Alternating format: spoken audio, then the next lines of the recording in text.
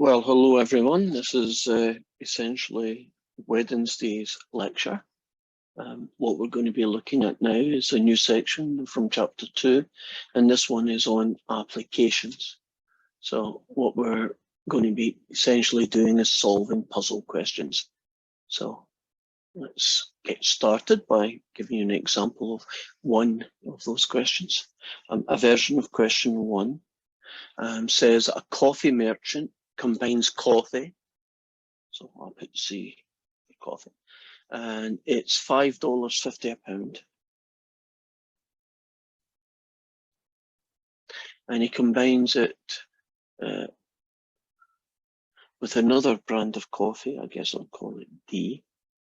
And this other brand of coffee is at $450 a pound. And you're being asked to how many of each?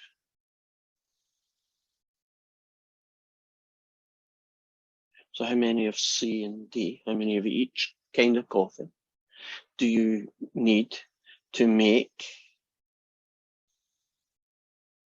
40 pounds of coffee blend that would cost, because of its ingredients,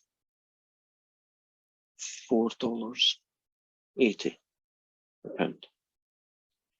Well, I would start by trying to identify the two main variables here. And so I'm going to do X as being the amount of the $5.50 coffee that you use. So X could be, I'm going to use 10 pounds of that or 12 pounds. Right? And then I'm going to use the fact that I'm making a total of 40.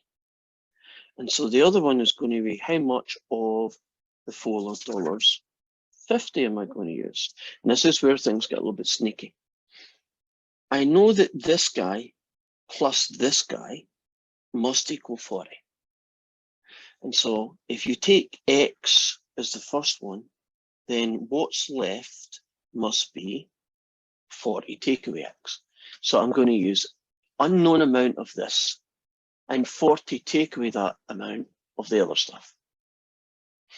So what I've now got is how much it's going to cost me.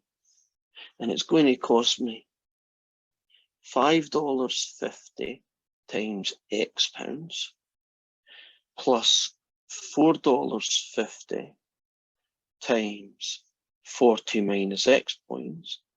That's the cost. Now, the average cost is going to be $4.80, and 40 times $4.80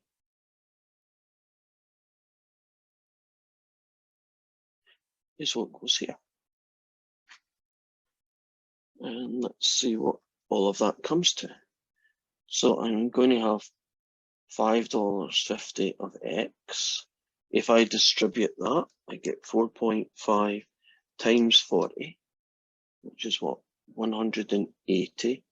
Take away 4.5 X. And that is going to equal the total cost of 40 pounds averaging 480. And that is going to be 192. And now I'm going to solve this equation. And when I find X, that's going to tell me how much of this to use. And when I find X and take it away from 40, it's going to tell me what to use for the other blend. Now, if you take the X's and combine them, this guy, take away that guy, gets you X. So we now have that. If I then subtract 180 from both sides, I have that. So I now know that I'm going to use 12 pounds of the $5.50 blend. And how much of the other blend? Well, it's what the rest, the other part that makes up the 40 is. So 40 take away 12 gets me 28 pounds of the $4.50 blend. And we have solved our first problem. Now, there are other ways to approach that, but that is essentially the way I've decided to approach this question. Now, when you've finished doing question 1, question 2 is very similar, and so is question 3. So the first 3 questions are going to be of similar makeup to this one. So look at how this one was solved and try and use that technique on the others. So we're now moving on to a version of question 4. And in this case, we're told a cyclist rides at the rate of 16 miles per hour, and he does that for 45 minutes. And the question isn't really an equation, and because the question we're being asked is simply just how far does he travel?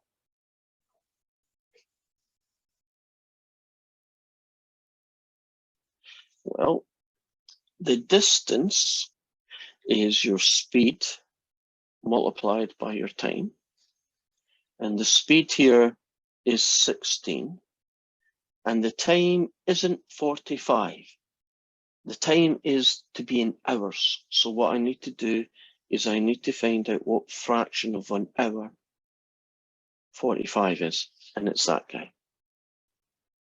And so I can then just simply go to my calculator. And I can do a 16 times a 45 divided by 60. And the answer I get is 12, and the units are miles, so I know it's 12 miles. And we are finished with that question.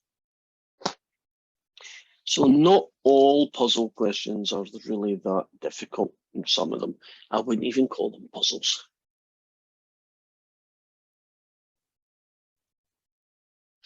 Now, question 5, however, is a puzzle.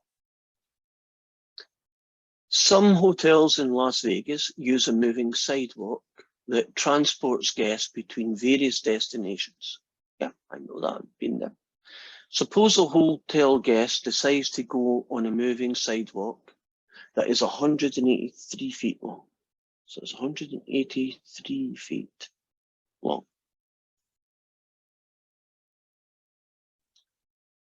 And the guest, he's going to walk, and he walks at the speed of 4 feet per second. And the sidewalk, it's moving at another 8 feet per second. And we're being asked how many seconds to do the entire journey. So first thing I'm going to do is find out what his speed is. Call it S. Well, they're working together. So that's going to be 12 feet per second. And now I'm going to find the time. And the formula for time is distance divided by speed. And the distance is 183 feet. And the speed is 12. And I will go and I will let the calculator do that for me. 183 divided by 12, which is 15.25. What was that be? Seconds. And we're good. And that is the end of question 5. Now, in this particular story, can you imagine this is the conveyor belt?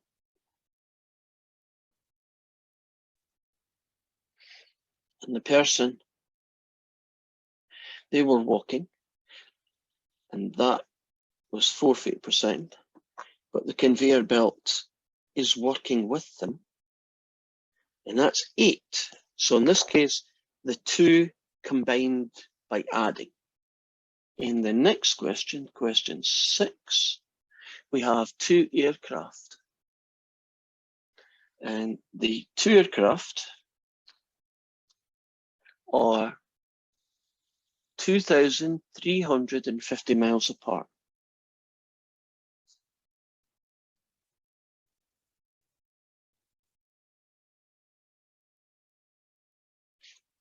And you've got an aircraft. This is, you can tell I'm an artist. Here's my aircraft. And this one here in the bottom. And then we've got another one at the top. And what do we know about these aircraft? One of the aircraft is traveling 80 miles per hour faster than the other aircraft.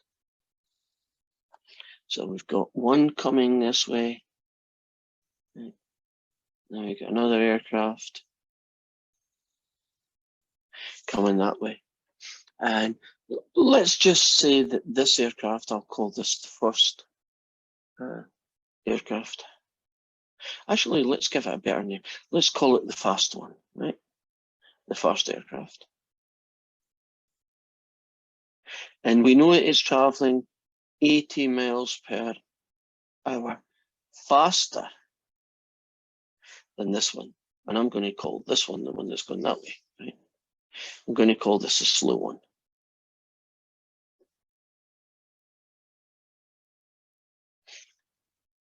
And we are told that they pass each other. In other words, they meet at some place like there. And it takes them 2.5 hours to pass each other. So there's an awful lot of information. There is this number, the total distance. They pass each other. Now, they won't necessarily pass right in the middle. Because this one's faster than this one, they maybe pass a little bit closer to the bottom than to the top. So I'm going to set up some information, and we'll put it, I guess, in a little table for a change. And I'm going to have the fast aircraft. And we're going to have the slow aircraft. And we're going to put in their speed. And we're going to put in their distance. And the distance is how far they would have traveled going at whatever their speed is at 2.5 hours. So the slow one, I'm going to call X. I don't know what it is, so I'll call it X. What do I know about the fast one? It's 80 miles per hour more than that one. Now, if you travel at X miles per hour for 2.5 hours, your distance will be 2.5x. And if your speed is this guy and you go 2.5 hours, you are going to be 2.5 exadata. Now, the only other piece of information I haven't used yet is this number. Now, when they meet, these two will add up to that total, right? That's when they meet, right? When I've done this bit and you've done that bit, the total distance between the two of us is 2350. So I know that the total distance is going to be 2350. And I know it's made up of 2.5 exadata plus 2.5 x.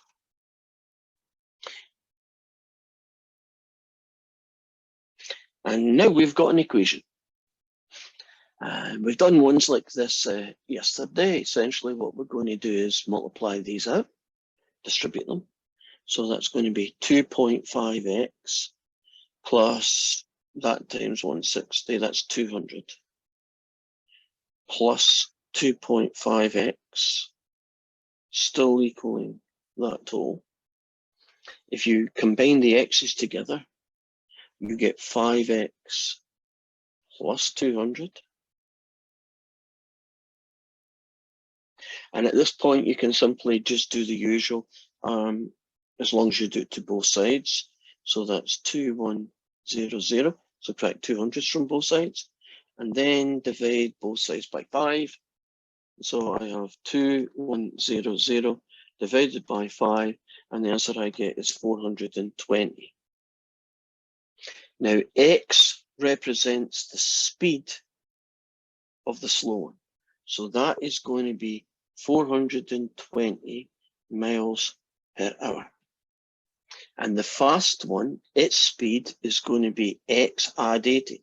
And if you add 80 to this, you get 500 miles per hour. And in Weber sign, you are given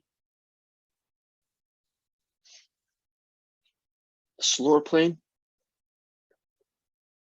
and you're given the faster plane.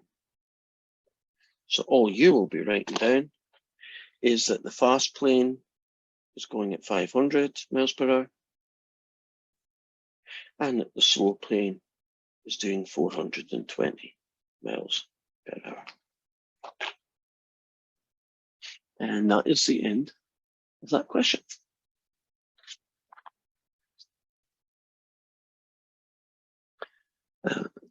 Moving on then. Let's look at a version of question 8. Joseph decides to divide a gift of $6,000 into 2 accounts. He deposits $2,000 into an IRA account that gets him 5.5% interest a year.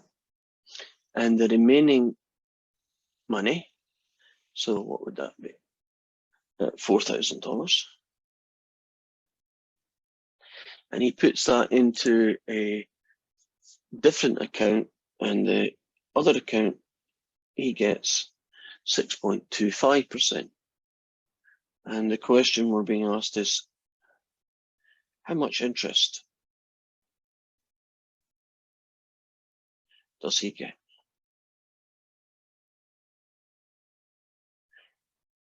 In 1 year. Well, this one, I don't think I would consider this as really an equation. Actually, we've got pretty much everything we need to know. The total interest he gets is 5.5% of 2,000 plus a 6.25% of 4,000. Now, I don't have an equation. I don't need to set up an equation for that. So let's see what we get. 0.055, that's 5.5% as a decimal, times 2,000, plus 0.0625, that's what 6.25% looks like as a decimal. If you want to turn a percentage into a decimal, just divide it by 100. Anyway, 6.25% times 4,000 is $360.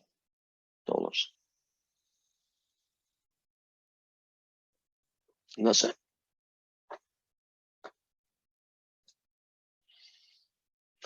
Question 9 is sort of in the similar vein.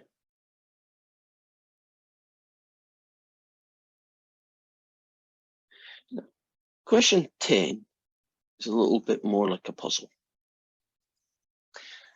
2 investments again. Only this time they're going to tell you how much he gets as a total interest. And they tell you that he got, in 1 year, $974. And he got that by having $10,000 split between 2 accounts.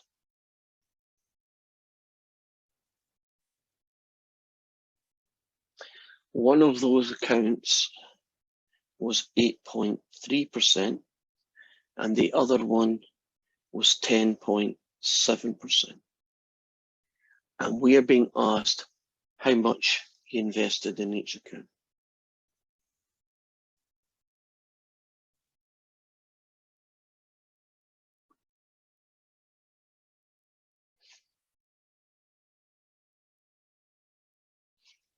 And the way I'm going to tackle this one, even although it's very different in lots of ways, is to set up a table. So I'm going to have in my table,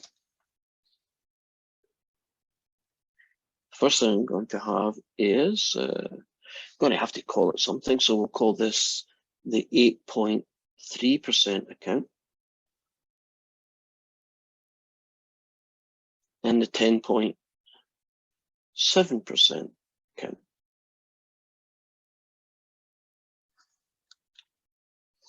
And we're going to put here the amount of money that was put into these accounts.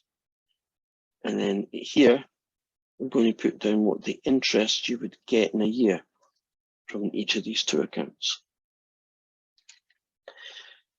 Now, I'm going to use the fact that the total between the two is 10,000.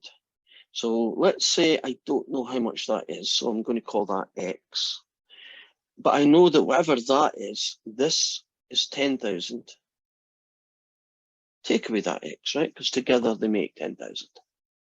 Now, 8.3% interest on that is a calculation. As a decimal, it's 0.083 times the amount. And this one, 0.107, that's 10.7% times this amount.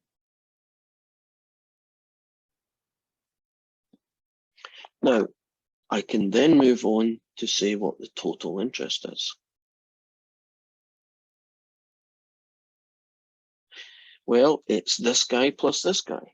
So 0.083x plus 0.107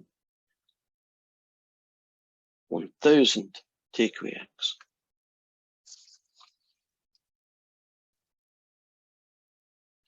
Now, I've been told that the total interest was $974. So just rewrite that again. Multiply this guy by this guy, you get 107. This guy times this guy, you get negative 0.107.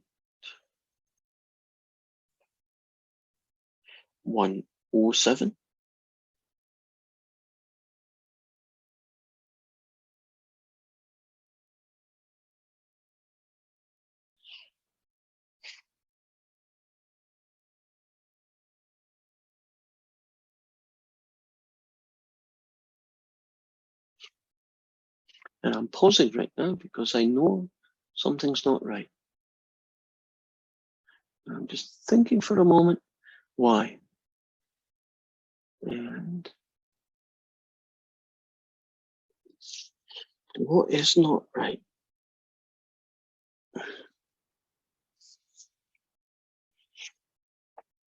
That's good. That's good. Add these together. You get that number. That's good. That's good. That's good.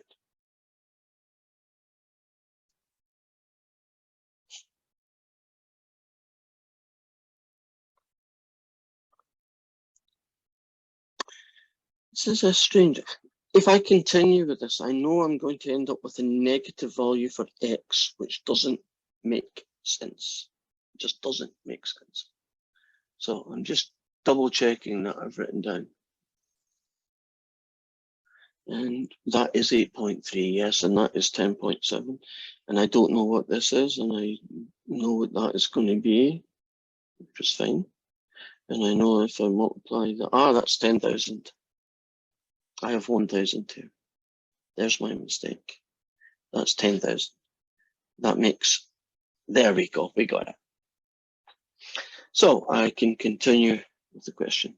So that's this amount equals 0.083x plus 1070 take away 0.107x, right? I basically just repeated myself. Okay, I will take 1,000 away from both sides. So let's see what that looks like. 974 take away 1070, and I get negative 96. And I've got this guy take away that guy. So what's that going to be? 0.083x take away 0.107x, and I get negative 0.024x. And these are ugly numbers, but that doesn't mean we can't deal with it. I'm now going to divide both sides by negative 0.024. So negative 96 divided by negative 0.024 is 4,000. And so I know this guy is, is 4,000. And I know this is what left. Well, if you start with 10 and use up 4, I know this guy is 6,000. And so our answers would be 4,000 in 8.3% account and the other 6,000 in the 10.7 account. Now, before we move on, my problem was I didn't put an extra 0 here. And when I did that, I only had 107. And I was looking ahead and I was saying, that's not going to work. If you have 107 here, this is still going to be positive. But when you subtract these two things, it's going to be negative. I would end up in that case with a negative x. And I know in the context of that question, that's silly. So I was trying to just, retrace my steps. And finally, I realized that that should have been 10,000. And once I figured that out, the question worked out really well. So always use your common sense when you're doing a question. If something just doesn't look right, because you know that the answer is going to be weird, it's probably because we did something wrong. And that was essentially what happened there. So what we're going to do now is just continue with these questions. The next group of questions are basically what I would call mixture questions. So the mixture questions are going to be questions 12, question 13,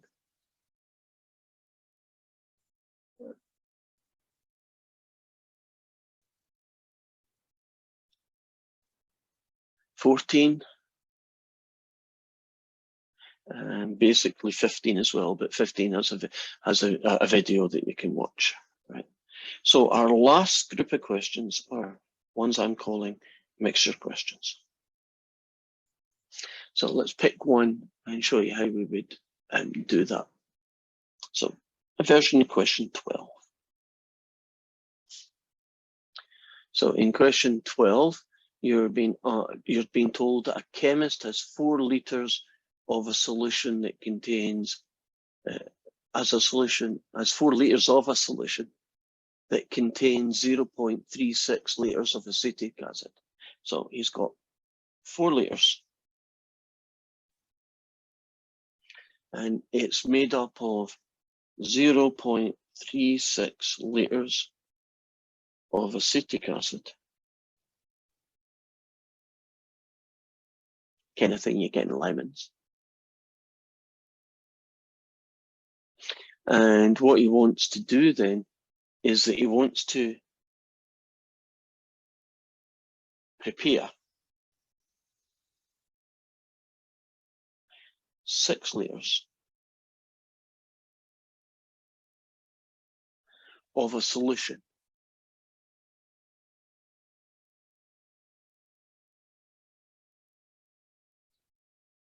with that same concentration of acid. So he wants 6 litres of solution with concentration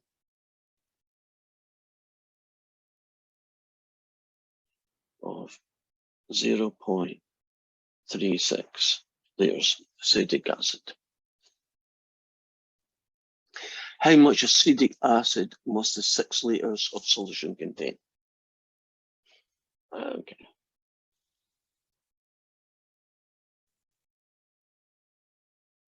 So what we've got here is that if you have 4 litres and you have 0.36 litres of acetic acid, so that's essentially the total amount, and that's how much acetic acid you've got.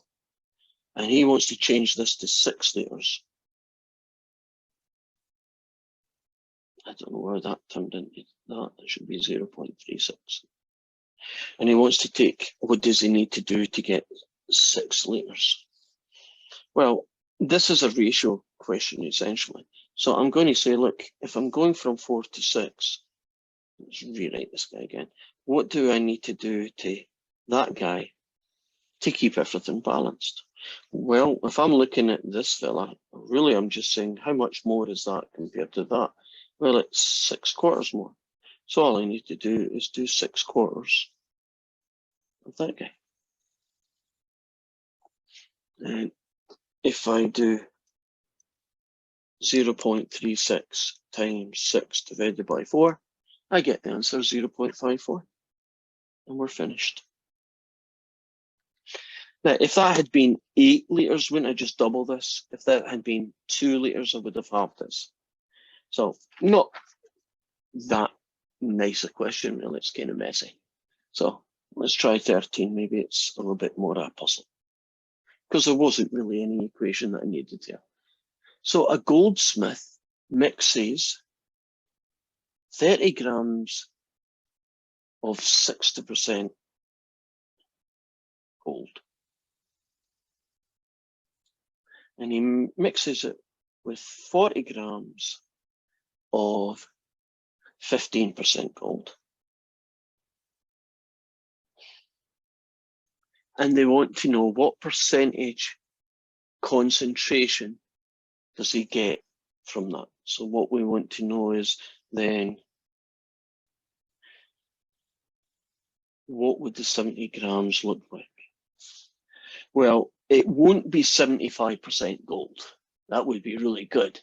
Because if you could do that, wouldn't you just take 10% gold and just have 10 lots of them and add them together and you'd get pure gold? That's not how it works. So we have to do some calculations here to find out what percentage concentration of gold that you've got.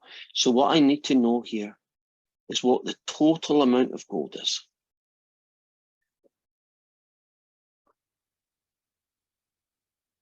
And then once I get that, I'll divide it by 70 and that will give me my percentage. Well, if you have 60% gold and 30 grams of it, that's how much gold you get out of that. And if you add 15% gold and you have 40 of that, then the total weight of gold, pure gold, that you would get if you kind of sucked all the gold out and threw away the rest, would be 60% times 30 grams plus another 15%, 40 grams, and you would get 24 grams of gold. Now you want to know what percentage that is. Well, it's 24 grams out of 70. And you want to make something a percentage. So I'll go and do 24 divided by 70 times the answer by 100. And the answer I get to the nearest whole number, which is all they want, is 34%.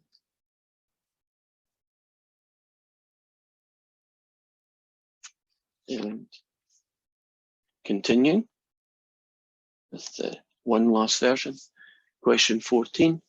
A butcher has hamburger 23% fat and some of his hamburgers 15% fat. So we've got, I guess I'll call it the 23% fat, and the other stuff I'm going to call the 15% fat. And he wants to make £80, and it has to end up being 20% fat. So I wonder if they do something like this when you go to a butcher's and they tell you, you know, it's 80-20 or whatever, which is essentially what that would be, how they do it, right? They take lean and they take more fat and maybe add some fat, whatever it is, and mix it up. So I'm going to say a little table. I think tables are helpful because they kind of put things in an order that makes it organized. So this is going to be the 23% fat. And this is going to be the 15% fat. And this is going to be the amount, meaning how much of it in total, right? And this one's going to be the amount of fat.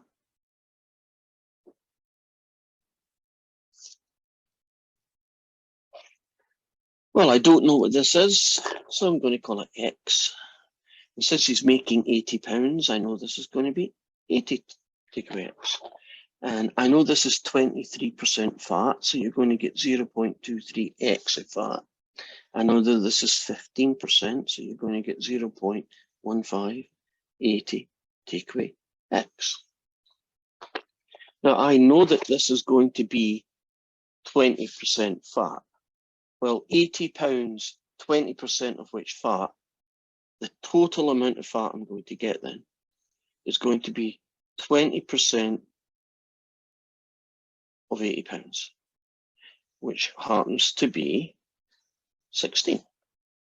And I know that the total amount of fat I'm going to get is this plus this.